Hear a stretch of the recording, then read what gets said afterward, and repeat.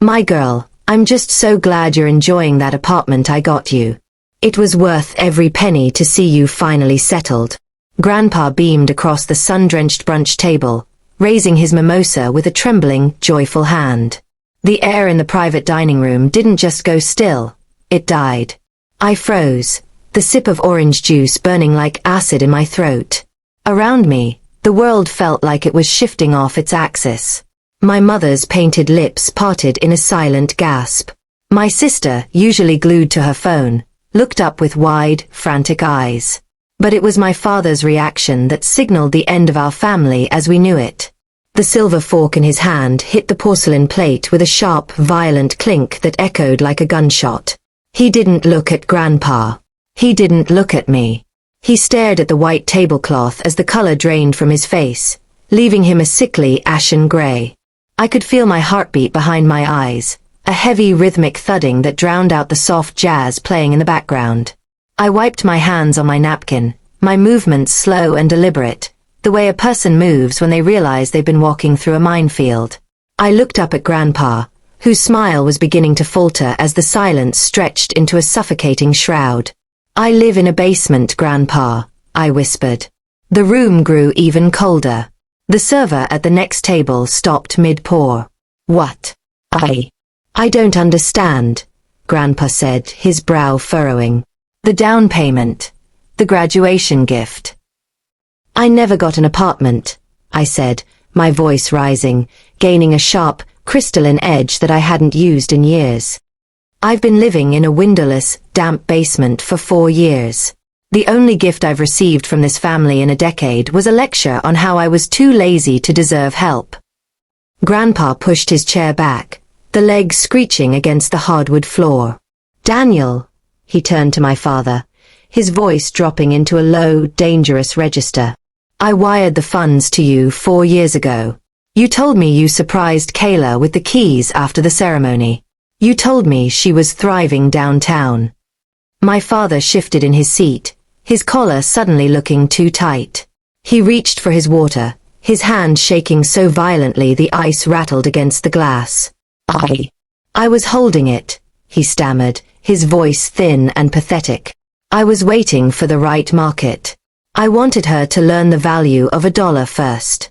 I was being a responsible parent. You were being a thief, I cut in. The word felt heavy, satisfying, and true. The betrayal didn't just hurt. It was a physical weight. For 4 years, I had scrubbed other people's floors. I had eaten ramen sitting on a cold concrete floor because I couldn't afford a table. Every time I had called home, desperate for a lead or a small loan, my father had told me to flip burgers and build character. He had watched me wither while he sat on my grandfather's $70,000 investment. I stood up, my chair clattering back. I didn't cry. Tears were for the girl who lived in the basement. This woman was done. You told everyone I was ungrateful, I said, looking at my father, who still couldn't meet my eyes. You told Grandpa I moved in and never thanked him. You didn't just steal my money. You stole my reputation. You turned my own family against me to hide the fact that you're a fraud. I walked out of that restaurant, the silence of the room following me like a ghost. I didn't stop until I reached the parking lot, the humid air hitting me like a slap. Moments later, the heavy brass doors swung open, and Grandpa stepped out. He looked 20 years older than he had 20 minutes ago. The joy was gone, replaced by a cold, sharp-edged grief. Kayla, wait, he called out. He caught up to me, his breathing shallow.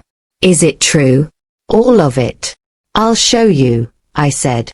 The drive to my apartment was silent. As we pulled into the gravel lot of a crumbling Victorian house on the outskirts of town, Grandpa stared through the window in disbelief.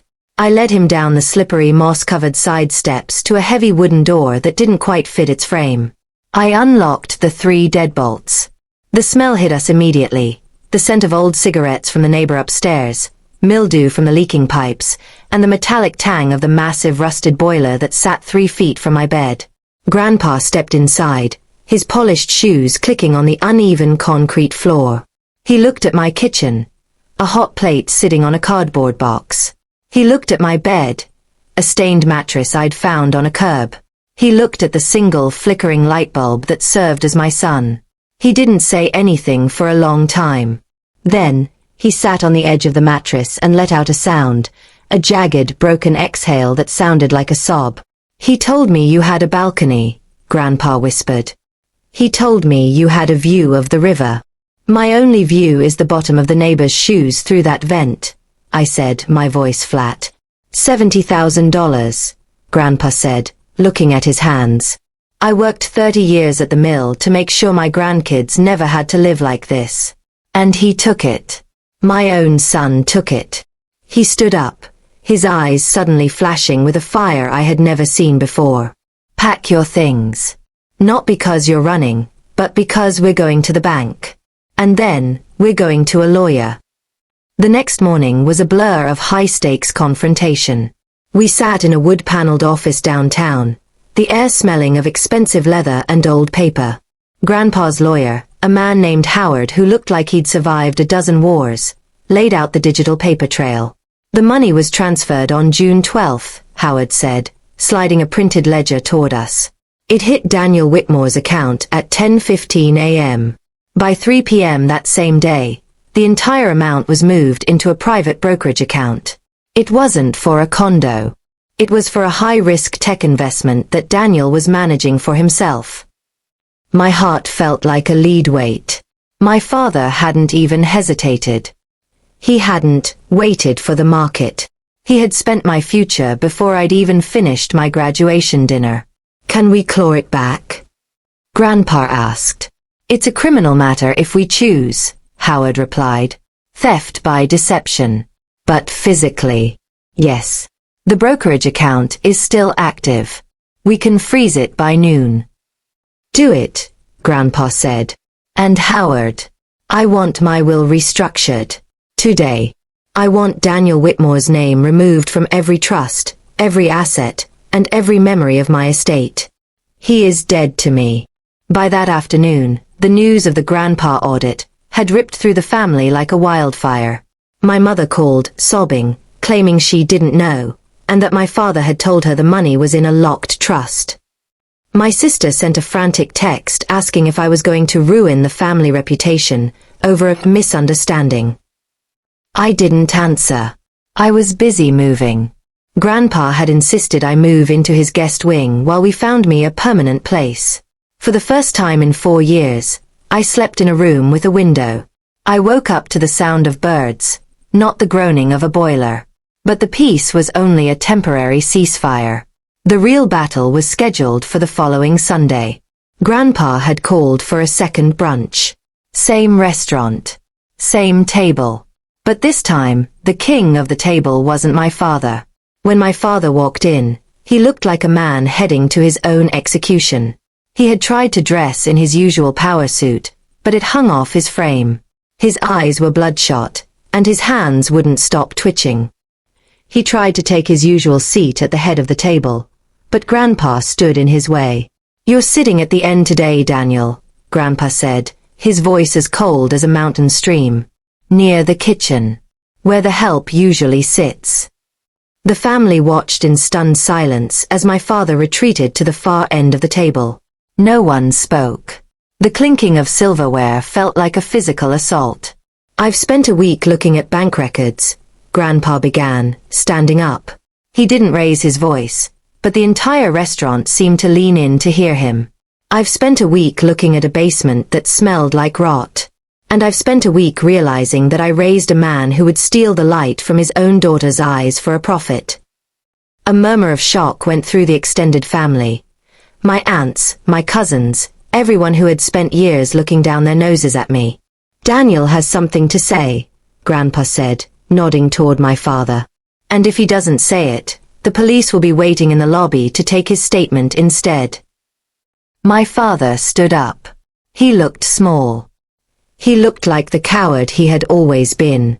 He pulled a folded piece of paper from his pocket, his hands shaking so much the paper rattled. I stole from my daughter," he began, his voice cracking. "I took $70,000 meant for her home and I used it for my own gains. I lied to my father. I lied to my wife. And I spent 4 years gaslighting Kayla into believing she was a failure so I wouldn't have to admit I was a thief. My mother put her head in her hands and began to wail. My sister looked at the floor, the shame finally reaching her. I am paying back every cent, my father continued, his voice breaking into a sob. I have signed over my brokerage account and my savings. I am deeply sorry. He finished and looked up, perhaps expecting a hug, or a "we'll get through this." He found only ice. Get out, Grandpa said. Dad, please. I am not your father, Grandpa said, pointing toward the door. A father protects. A father builds. You destroy. Take your things and leave this table. You are no longer part of this family's future. My father walked out of that restaurant alone, the same way I had lived for 4 years. The difference was, he deserved his solitude. I didn't. That night, back at Grandpa's house, I sat on the porch. The sky was filled with stars, and for the first time, I felt like I could reach them. I still can't believe you never asked me for a dime, Grandpa said, sitting beside me. I thought I was the problem, I said softly. I thought I just wasn't working hard enough. I thought the world was just meant to be hard for people like me. The world is hard, he said, taking my hand. But it's easier when the people who are supposed to love you aren't the ones making it that way. In the weeks that followed, the $70,000 returned to my account. But I didn't spend it on a luxury condo.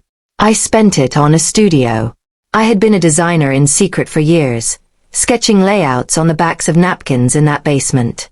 Now, I had the funds to be Vera, the professional name I dreamed of. I opened a small community design firm. My first project. Renovating low-income housing to ensure no one ever had to live in a windowless basement again. A few months later, I was featured in a local architecture magazine. The headline read, "From the ground up, how one woman is redesigning the future." My mother tried to visit. She brought flowers and talked about forgiveness. I thanked her for the flowers, but I didn't let her in. My sister sent me a link to a designer bag she wanted for her birthday. I deleted the message. And my father. I heard he was working at a car wash 3 towns over. He had lost the house, the investments, and the respect of everyone who had ever known his name. Every now and then, I'd get a letter from him, filled with excuses. I never opened them. One evening, I hosted a small housewarming at my new place, a loft with floor-to-ceiling windows. Grandpa was there, looking younger, his mimosa raised once more. "To the girl who never gave up," he said. I looked out at the city skyline, the lights sparkling like diamonds against the velvet sky. I wasn't just enjoying the view. I was the one who had built it. "To the girl who found her way home," I replied. I wasn't the basement girl anymore. I was the architect of my own life. And for the first time, the foundation was solid. No more secrets. No more lies. Just the brilliant, blinding light of the truth.